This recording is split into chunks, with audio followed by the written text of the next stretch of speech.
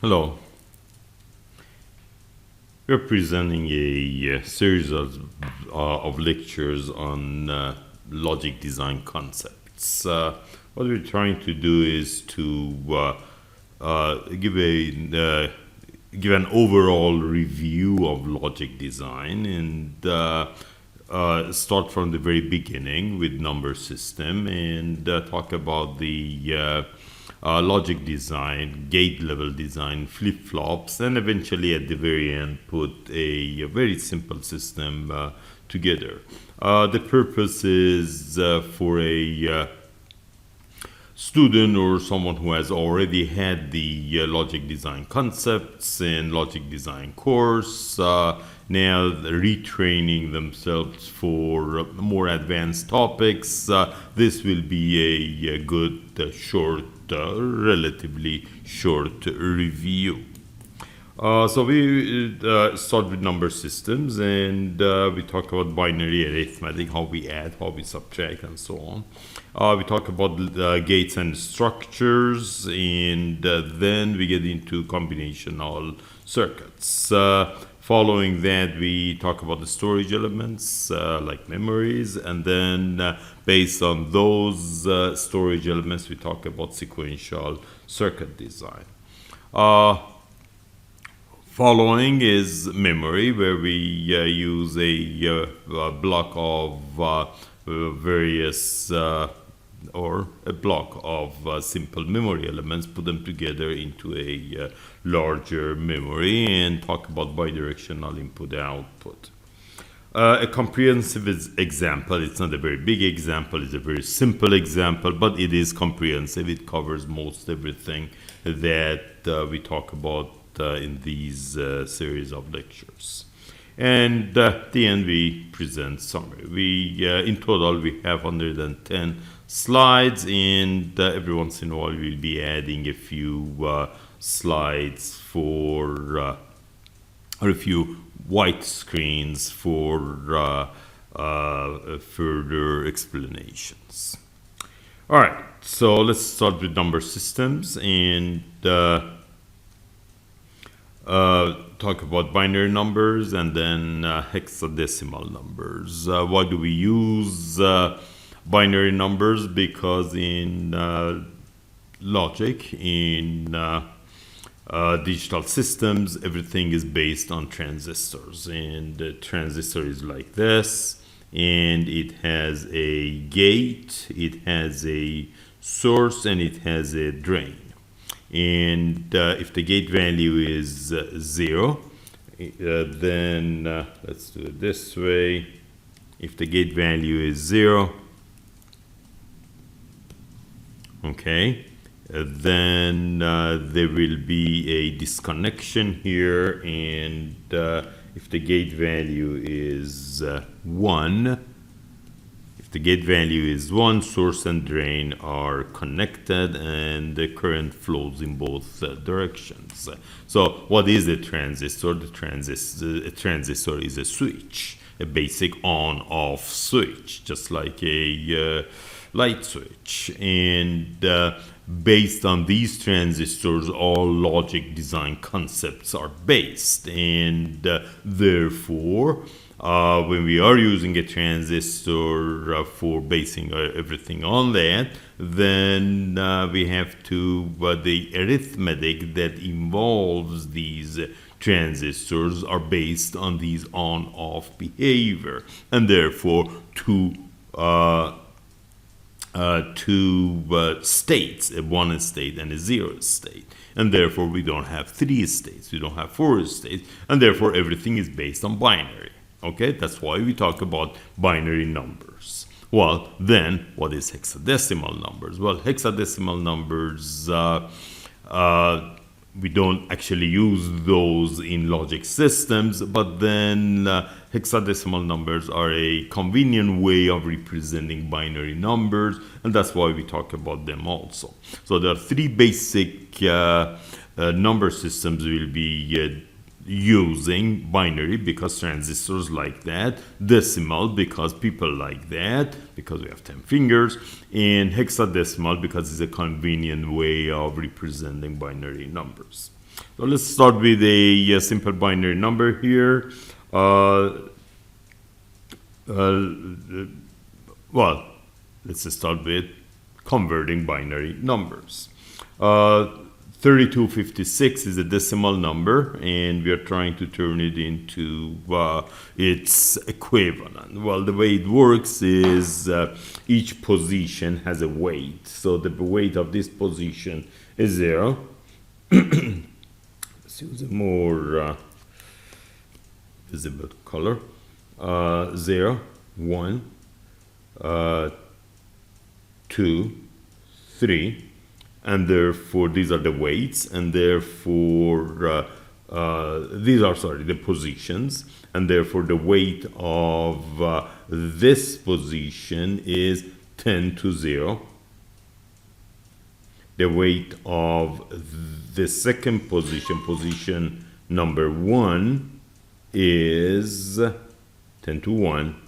The weight of position number 2 is 10 to 2. That's for decimal numbers. And the weight of position number 3 is 10 to 3. Okay? So you multiply 6 by 10 to 0, 5 by 10 to 1, 2 by 10 to 2, and then 3 by 10 to 3. Then you add them all up, and then you come up with the same number that you started with. Because that was base 10 and you converted it to base 10. What if we have a binary number? Well, we do the same exact thing, except that the weights are different and positions are still the same way, are numbered the same way. So let's do this. The position here is 0, 1, 2, 3, and 4. And therefore, the first one is 0 times 2 to 0, 2 to 1, 2 to 2, 2 to 3, 2 to 4. Add them all up, that's number 22. And therefore, 10110 is equivalent to 22 decimal. All right.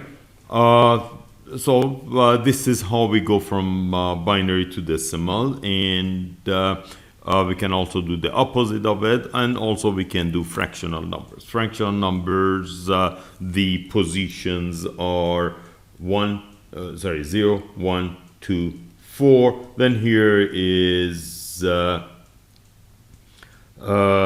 minus 1, minus 2, minus 3. Okay, so we have the weight of each position is again 2 to 0. 0, 1, 2, 3. Okay. And then the weight of each position is 2 to 0, 1, 2, 4, 8. And then the weight of these positions is 2 to minus 1, which is 0.5. The weight of this position is 2 to minus 2. That means 0.25. The weight of the next position is 2 to minus 3, which is 1/8, which is 0.125. Okay, and so calculating the equivalent of this binary number 1101 dot or point. This is called binary point. Now it's not called decimal point because it's not a decimal number, it's a binary number. 1101.011 converts to, okay, let's add. This is 1 times 1. Okay, this is 4 times 1. Okay, this is 8 times 1. 8, 4, and 1, that's 13. And then let's look at these two here. This is 0 times 0.5, nothing. 1 times 0.25. And then 1 times 0.125, which is 375. And therefore we have, so this goes to 0.25, 0.125, and therefore this is 375 in decimal. And Converting back is basically the same way, except that we have to consider the weights and we have to subtract the decimal number from the weights. So let's do it this way. Each position has a weight, and so the weight of this position is 1.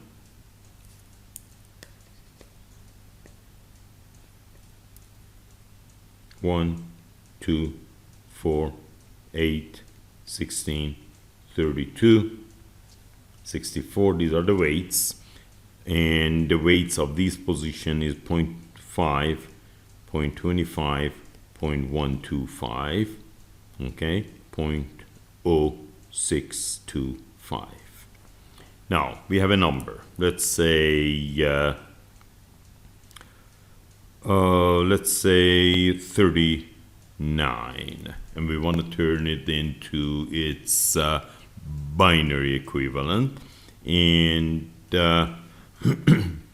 let's say 0.625.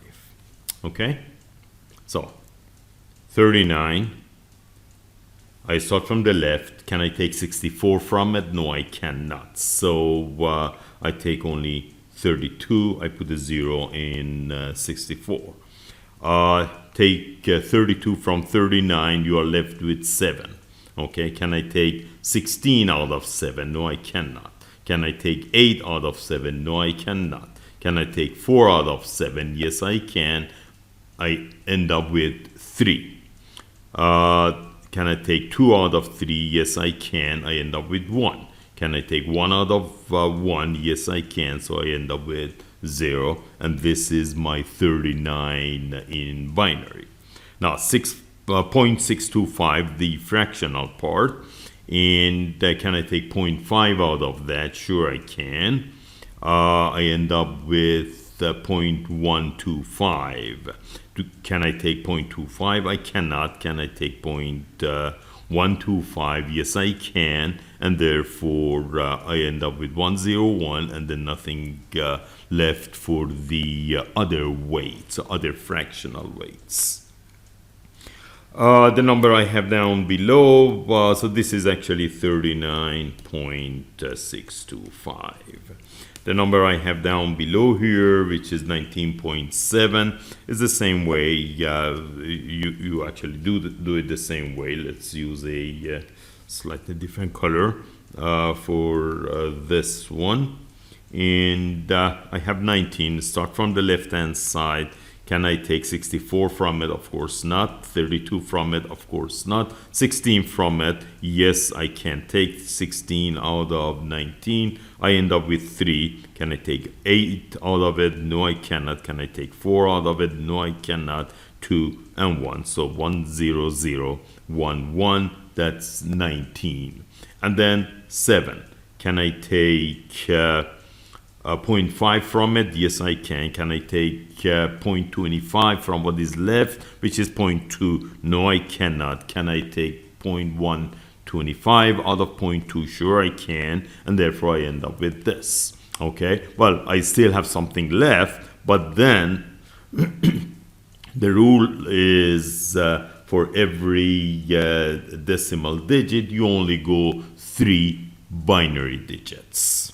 Okay, so if I have only 0.7, then 0.101 is good enough. If I had 19.70, then this is 2 digits. That means I need precision up to 6 binary digits, and therefore I would go 101, and I guess there would be another 1 here, but there will be 2 more digits following that, okay, which I'm not going to get into that. But anyway, the calculation is easy. And this one actually, if you were to 39, this one. 39.625, that means the precision is 6 is 3 decimal digits, and therefore you have to go 9 binary digits. And therefore it would be 1010, and then as many zeros to complete the 9 digits. All right. Like I said, number systems, we work on binary numbers and hexadecimal numbers. In decimal, digits are 0 through 9. In binary, digits are only 0 and 1. And in hexadecimal numbers, digits are 0, 1, 2, 3, 4, 5, 6, 7, 8, 9. But then I need 16 digits. Then I go after 9, A, B, C, D, E, F. That completes the 16 digits.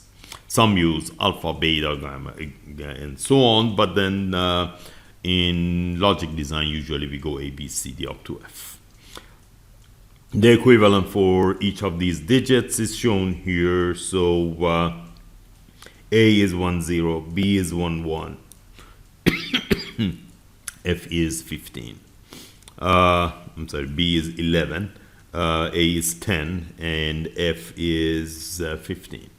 And then for each of these digits, you have a binary equivalent. Actually, this table says exactly why we like to use hexadecimal numbers. The reason we like to use hexadecimal numbers is that 4 bits fit exactly in 1 digit. And therefore, if I have a binary number like this, okay, I can start from the binary point. Every 4 digits translates to a hexadecimal digit. 1010, look up in the table, is A, and therefore this is A. And let's say this is my number 1101. Look it up here, 1101, and then that's D, and therefore this is D. As simple as this, okay? Again, the reason we go from hexadecimal to binary to hexadecimal so easily is because a hexadecimal digit contains exactly 4 bits, 4 binary bits. The same way would be for octal, which is base 8, and in the older times this octal was used for the same purpose also, but then because everything is based on 8 bits, a byte, 16 bits, and so on. So 4 bits at a time representing binary numbers is much more convenient.